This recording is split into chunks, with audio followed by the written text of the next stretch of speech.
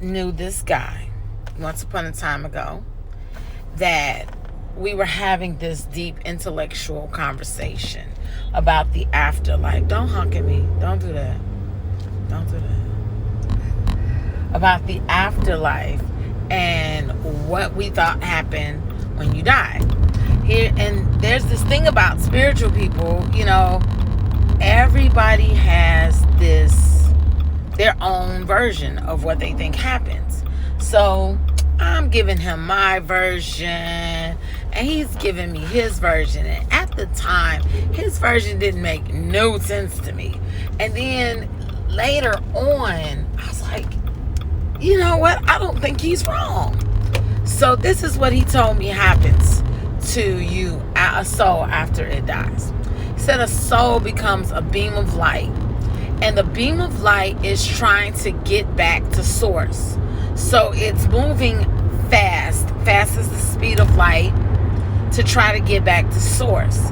If it does not get back to source, it falls back down and it lands as a distraction to someone else. Now that's the part that kind of messed me up.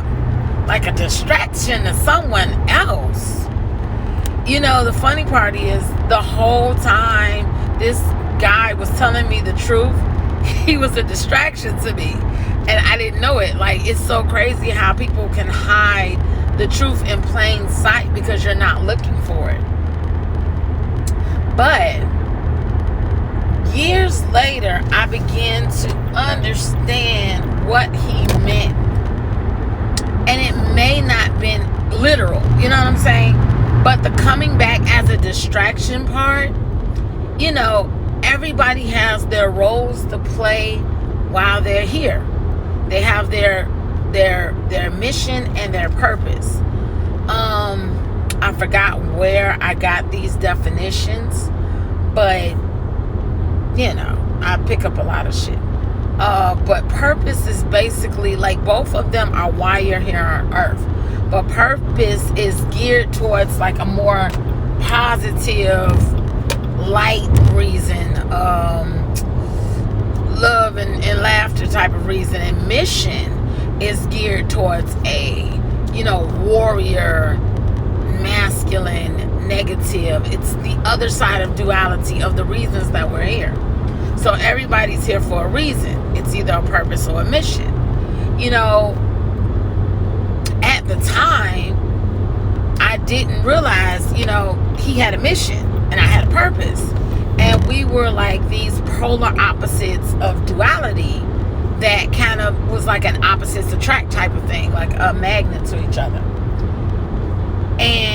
But what he said about distractions was the thing that stayed with me, because since we live in a world where there's duality, every time you make a declaration to the universe, and see, here's the thing, whether you say it out loud, whether you tell somebody else, or whether it stays inside your head, it doesn't stay inside your head. These thoughts that you're thinking, the universe hears them.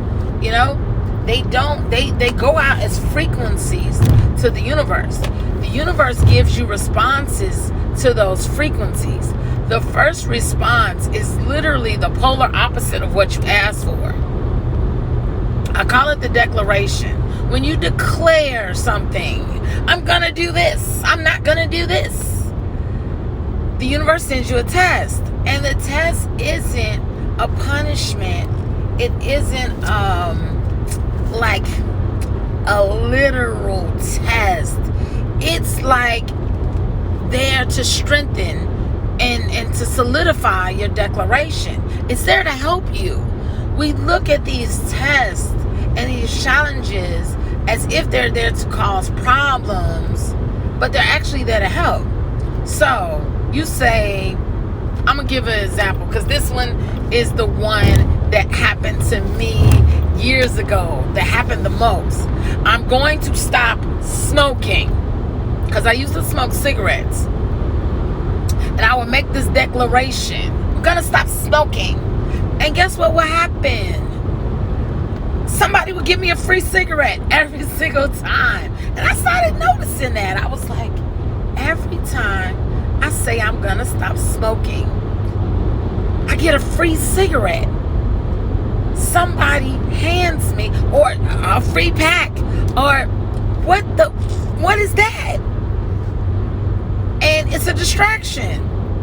It's a distraction. But the distraction is an opportunity to truly believe what you say. It's just the universe saying, are you sure? Are you sure? Are you sure? You know, it takes habit and it takes strength to change. And the universe tries to help you with that. So when you say you're going to change something, you know, I'm going to have a good day. I'm going to have a good day today. And then your car breaks down. And then now you're pissed off. Well, I was going to have a good day. But shit, my car broke down. And I didn't want that to happen. And you might think it's a bad thing, but it's not. Yes, it's a distraction. It is a distraction. It is designed to throw you off of your game, throw you off of your square. But it is an opportunity to solidify. Like, you got to double down, baby. You got to be like, you know what? I'm still gonna have a good day.